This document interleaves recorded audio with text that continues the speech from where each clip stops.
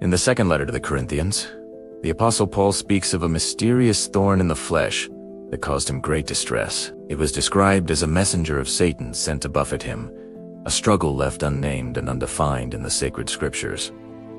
Why did God leave this detail obscure? Perhaps so that every believer, in every age, could find their own trials reflected in Paul's words.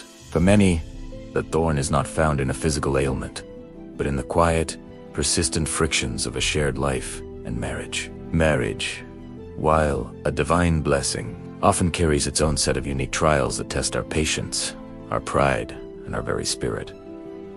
Paul once advised the unmarried to remain as he was. Was he thinking of the complex struggles that often arise between two souls? When to become one?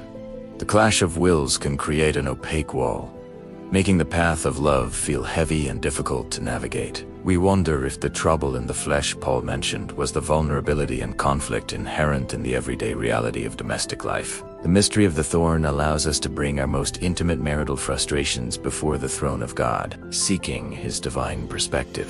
It reminds us that our union is not just about human happiness, but about a deep process of spiritual refinement and holy growth. The enemy seeks to enter the home through the smallest cracks: a sharp word, a cold shoulder, or a heart hardened by pride. Discord can lead to a spirit of rebellion, where a wife may struggle to offer the respect and grace her husband deeply needs. The devil's goal is simple: to extinguish the light of the domestic church and replace peace with a cycle of constant strife. A husband may feel the heavy weight of his responsibility, turning cold and distant when he should be turning toward his wife. These battles are not fought against one another, but against the darkness that tries to divide what God has joined together. If we lose the peace within our own homes, we lose our most powerful testimony of God's transforming grace to the world. But the path to the light always begins on our knees. It starts with a heart that is willing to be humbled and healed. A husband truly reflects Christ when he loves sacrificially, putting aside his own desires for the spiritual well-being of his family. And a wife reflects the beauty of the church when she offers respect,